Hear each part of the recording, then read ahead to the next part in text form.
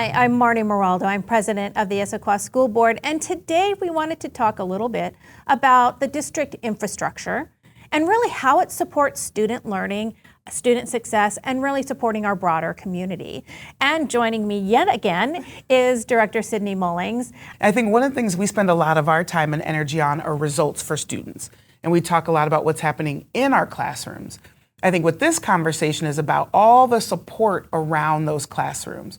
What goes on in our buildings? How do we make sure the learning environment is fantastic for our students?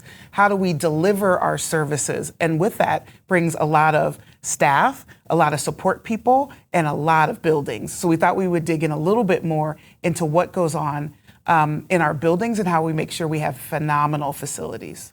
So first we wanted to talk a little bit about the scale of the district. I think it surprises people. We have about 18,500 students, about 2,500 staff members serve those students, 33 sites. So we have 26 schools. And with all of our buildings, we have about $1.3 billion in assets. So that is billion with a B. So we wanted to talk a little bit about what do we do with that infrastructure? How do we come up with maintaining that infrastructure? So the first question I thought I would ask you is, who determines when a building needs repairs or replacement?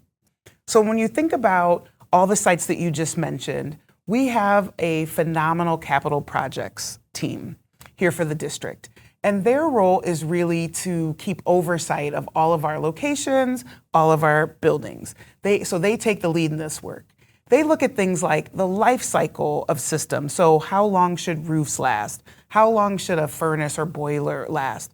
They're getting work orders in from our building staff where they may be noticing something going on with the building. And then there's an ongoing process of inspection. Buses, for example, have an annual review. But then there's a construction type review. We're looking at things like roofs, walls, foundations. And so that screening work is happening all the time. And then the team is able to come up with a list of our most pressing needs and then start to look at prioritization. And once we get that process, so another question is about, well, then how do you determine when you're looking at that, what actually goes into the funding source for that? And so we utilize the capital projects team. They will come up with a springboard saying, here's all the things that have come forward. But we take that to the community. So we actually build a community capital projects committee made up of community members, of parents, of even students, principals, so there's staff members involved, to really be able to go through and say, well, what is our priority? Really, what is it the district needs to do in the immediate? What might be long-term? How much can we afford? Because we really do need to look at all of those implications to be able to determine, well, what is the next course and how do we need to decide what we're funding first, what needs to be funded in the immediate, what might be long-term. Yeah, I love that, right? Because it takes a bit of a village to make sure we know what we need to do with our village here. I think a common question that comes up is, well, where do the dollars come from to do the upkeep of all of our buildings and structures? And, do we get money from federal sources? Do we get money from state sources? Well, the answer is pretty simple. We get no federal funding to maintain our buildings or construct them, frankly. We get a very small amount of state funding. And frankly, that funding really goes to help us pay back the sales tax on all of the goods and services we need to maintain our buildings. So it's a nominal amount. And so that really leaves local investment. So we can think about it as 100% of what we do to maintain our $1.3 billion of assets as a local funding need, and one that will consistently go out to the community and ask for. But today we're focused on the upkeep of our buildings through the use of capital levies. And we do that so students can be warm, so that they are in clean environments, healthy environments, good air quality, and access to healthy foods, much of which is created in-house. And we use levies because we don't want to finance those things. We don't want to be paying interest on carpet. So we do that through the capital levies. And the funds are used as we collect them. So we don't get a loan, we actually, as we collect those on an annual basis, those funds will actually be used towards those projects, which means we have to plan for repairs and those type of the work that's going to be done over a 4-year period. Yeah, and I think a really important point is like, well, how do we know we need them, right? We talked a little bit earlier about how practically our capital projects department goes about it, but what do you see day to day? I think there's a couple good examples. So if we look at the roof at Skyline High School as an example, that roof is getting close to its 30-year age point. So again, like your house at home, you know, that's when you start to see leaks and other items on a really big building. So we want to make sure that we're not noticing leaks around that building. This all kind of goes into this idea of planning, right? Smart planning. How do we make sure we're looking at our needs, we're looking at them into the future, and we can fund them appropriately? So we should talk about, you know, what are some of the key decisions that we need to make? Maybe the bigger ones. We know we're going to update our carpet and paint some rooms, but some big ones are, well, how do we know if we should build a building, if we should retrofit a building, if we should buy an existing building? Those are some of the questions that, as the board, we start to get involved in, because those are our bigger ticket items. And again, you know, I think we've made some decisions lately that become about really fit for purpose. As we look at how our district has evolved, the needs of our students, do we have the spaces that have the right fit for purpose for our students and then for all the surrounding support staff? You know, if we look at the land we have, the way it can be used, locations, obstructions, creeks that run through some of our properties, we're constantly looking at how can we update a property? Do we need to do something in a different place? And so we have to make smart plans or bets on that. And we also have to look at our changing landscape. A great example of a changing landscape example is a few years ago when the urban growth boundary was initiated. The district owned a very large set of property, 80 acres, which we thought we would build future needs on. Turned out it was outside of this urban growth boundary, and therefore we couldn't build on it. And we still had needs to grow in a growing district. So that land had to be sold, and we had to find other land, and sold 80 acres at only $4 million. What we did at that time then is start to reevaluate some of our other properties. We know we needed new middle school. We know we needed space for our growing admin building. But those are some of the planning, what are our internal needs, as well as reacting to some of the external circumstances as well. And some of those decisions are around how do we best support students. And some of that comes through how do we ensure that our staff can work together well in order to support students. And I think that there's might be some misnomers around central administration, right? So what do they do? Well, that's our teaching and learning staff. That's our HR staff that makes sure that we're hiring the best teachers that we can, best staff members that we can. So all of those things are, you know, the support for the high schools, the support for the middle schools, the support for the elementaries, operations as a whole, and making sure that we are keeping the buildings running, doing those work orders, capital projects, and then making sure the bills get paid, because really that is important to make sure we pay all our bills.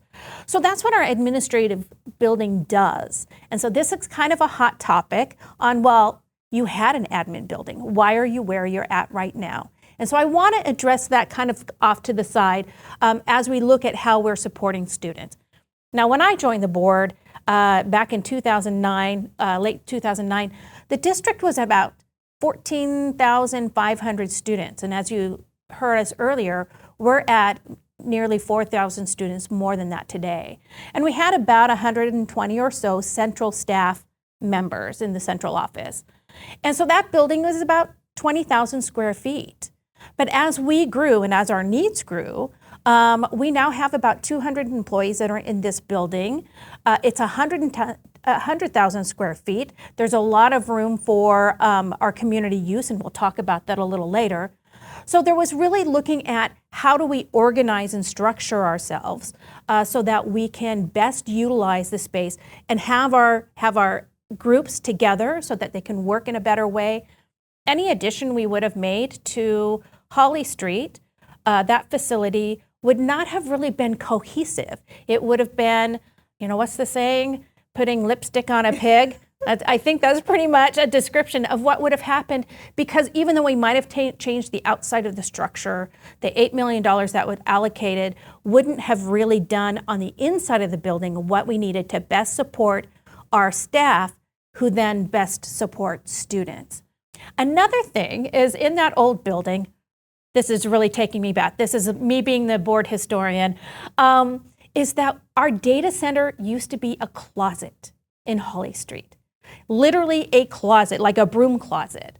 And one day, it got over 200 degrees in that building. And so obviously, everything just shut down. It took us days to recover. All of our data was on those servers that were damaged. And it really gave us a perspective like, the building is no longer working for us. And now we have a large data center, which I think people don't realize, that this houses more than just people. We house a significant data center here, so that hopefully it won't get to be 200 degrees in there. So now let's talk a bit about some of the great work happening at some of our sites that we mentioned. And where I'd love to start is with our Holly Street Early Learning Center, which is amazing. We have this wonderful gem within our school district where we focus on a great start for our littlest learners. And so as we mentioned, we had the spot where our admin building was years ago on Holly Street. That has now been turned into a phenomenal early learning center. I think it's about 6 classrooms. We have about 130 of our littlest learners that come there every day, and we're able to provide preschool. And what we know for sure, looking at all our data on student success, is that the best outcomes come with an early start. So it's really exciting to see how we're leveraging that space for a function that adds incredible value into our district and gives us incredibly beautiful and very small spaces for our small people in our classrooms, but also really great outdoor space for them as well. So really exciting what we're doing over at Holly Street. And not everything is a classroom, right? So we look beyond that, and we have other facilities. So one of the areas is with our transportation. So we have 2 buildings that house our 180 buses. In fact, did you know we are about the 2nd largest bus fleet in King County? So we provide maintenance there. It's where the buses are stored, they're fueled up. And as long as I've been on the board, and I think even much earlier, we have had a 100% clean inspection through the Washington State Highway Patrol, which is really, really important to know that your kids are safe, because we have a good facility to be able to provide that maintenance and great staff that do the work. We also have the May Valley Service Center, and I used to live right nearby it. It used to be a school. So years ago, way before I can even remember, I think before I even moved to the area, it was a school, but there's times when you have to make a decision to repurpose. And so we repurposed that as our service center. So what does it do? Well, it plays a key role in the maintenance, in grounds, in custodial services. Food services are located there. It has all of our maintenance equipment, storage for us. If you've ever tried to store all of your gardening equipment, it has to go somewhere. And we do our surplus out of that facility as well. So it's a really robust area for us to use that often people don't see or think about a school district needing those type of facilities. And then we'll talk a little bit more about the admin building. We talked a bit already in the session about how we came to decide about the admin building. I guess the question is, well, what else happens here? So this building, where we're shooting this conversation today, it actually allows for wonderful services for our students, our staff, for the district to engage with the community, and also space for our community partners to meet and gather as well. When you think about our students, one of the things over the last several years we've grown is our online courses. Well, what happens here is that students actually come here to this building, in the admin building, and they're able to do their testing in a proctored environment here in the admin building. When you think about things like kindergarten assessments or dual language assessments, those happen here. There's internships provided to students at Gibson Eck and even at some of our micro schools around our high schools. It's kind of phenomenal. In addition, individualized tutoring. So we have all of these services and we need some place to provide them. And the admin building is one of those. Maybe my favorite thing that happens here is something called the ACT Cafe. So we have our Academy for Community Transitions program for some of our students who stay with us post-high school, and they learn about roles and internships and how to join the community. Well, in this building, they actually get to provide a little barista shop, and they're learning those skills of working in a restaurant, taking orders, et cetera. And it's just really phenomenal. I'm sure the staff here loves it as well as I've seen. When you think about our staff, we have obviously a staff that spans the whole district, but there's times we need them to come together, and professional development is a great reason for that. How do we bring together our teaching staff across buildings? How do we bring together our administrators to make sure they're learning together, to make sure they're putting together consistent approaches? Well, that happens here. There's really no other space to bring together those large groups of people, so it's a phenomenal asset for the district. When we think about community engagement, right, one of the things we're doing with this podcast is reaching out to our community. Well, to do that in person, that's another use we have of the admin building. Listening sessions, empathy interviews. And then, we are a part of the communities we're in. So how do we open up this building as well? Our conference rooms here for meetings of community groups. Think of Issaquah Rotary and our Issaquah Schools Foundation. So really the admin building has become this hub for how do we bring together large groups, how do we leverage it as flexible space and really serve our students, our staff, and our community all in one place. And there's also a data center. Oh, and the data center. Which, okay, maybe it wasn't 200 degrees, it was super really hot. But we've talked about a lot, we've covered a lot of ground today about the use of facilities in our district. So we wanted you to know the many facets of the types of buildings we have, how we plan for them, how we use them. And really, we offer to the public, the staff goes through and does a check of these things. It's called a capital facilities plan every single year. It's available online, so you're welcome to see what we've done in the past. And I think a new one might be coming up in about 2 or 3 months. So be looking for that as our way of communicating. Here is where we think we have ongoing needs. We even have information about future buildings that we know the city's going to do. So what is the city permitted to have? What kind of growth do we expect to see? So all of that plays a part of putting together that capital facilities plan that we put together each year. So this has been a lot. I hope you've enjoyed this. Again, if you have questions that you want us to answer, we really want to try to get to explaining some of the things that are too complicated to just put on a web page. And I think this hopefully has been successful today. So click below if you want to subscribe to our the Issaquah Schools YouTube page, and then give us a like if you enjoyed the content, if we're hitting the mark. And then I just thank you so much for listening. Thanks again.